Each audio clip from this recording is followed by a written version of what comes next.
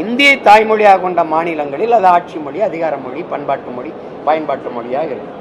எனக்கு தெரிஞ்சது அவருக்கு தமிழ் இருக்கட்டும், அவருக்கு கன்னடம் இருக்கட்டும், அவருக்கு உருது இருக்கட்டும், அவருக்கு போச்சுபுரி இருக்கட்டும், அவருக்கு பீகாரி இருக்கட்டும், அவருக்கு குஜராத்தி இருக்கட்டும், தொடர்புக்கு ஒரு பொது மொழி வேணும். அது ஆங்கிலத்தை வச்சுக்கணும், அவ்வளவுதானே. நீ கட்டாயமா இந்தியை படிச்சே தீரணும்னு எப்படி? இந்தி படிக்காமையா இருக்கும்?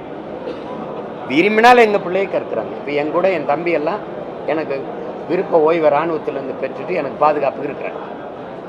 போய் இந்தி கற்றுக்கிட்டாங்களா இல்லை இந்தி கற்றுக்கிட்டு இராணுவத்தில் சேர்ந்தாங்களா? நாங்கள் ஈழத்திலிருந்து அடித்து ஏதிலிகளாக விரட்டப்பட்டோம். பல நாடுகளில் போய் நாங்கள் குடிபெயர்ந்துட்டோம். பிரான்ஸில் போய் ஃப்ரெஞ்சு கற்றுக்கிட்டோம். ஃப்ரெஞ்சு என் மக்கள் பேசுகிறாங்க. நாங்கள் ஈழத்தில் இருக்கும்போதே ஃப்ரெஞ்சு கற்றுக்கிட்டு அங்கே போனோமா? போய் கற்றுக்கிட்டோம். ஒரு மொழி என்பது 6 மாதம் 7 மாதத்தில் கற்றுக்க முடியும். ஆனால் தாய்மொழியில் நல்ல அறிவு, புலமை, தெளிவு இருந்தால் உலக மொழிகள் எம்மொழியும் எளிதாக கற்றுக்கொள்ள முடியும். அதுதான் இப்போ நீங்கள் கட்டாயமாக இதை படின்னு சொல்கிறதுக்கான நோக்கம் என்ன?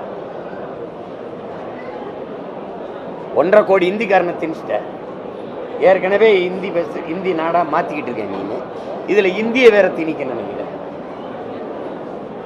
இதனால் எந்த ஒரு தேசிய இனத்திற்கும் கொள்கை மொழி ஒரே மொழியாக தான் இருக்க முடியும். அவரவர் தாய்மொழி தான் இருக்க முடியும். தொடர்பு மொழி, பயன்பாட்டு மொழியாக ஆங்கிலம் இருக்கலாம். தேவை மொழி, தேவை அப்படின்னா எந்த மொழி இருக்கலாம், அதுல இந்தி இருக்கலாம்.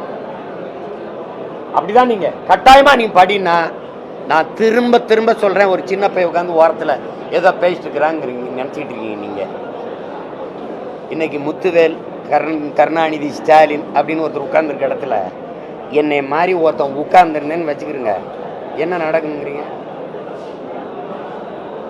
பல மொழிகள் என்றால் இந்தியா ஒரே நாடா இருக்கு. ஒரே மொழி என்றால் பல நாடுகள் பிறக்கும். இதை எந்த கொம்பனாலும் தடுக்க முடியாதுன்னு எழுதி வச்சுக்கிறேன்.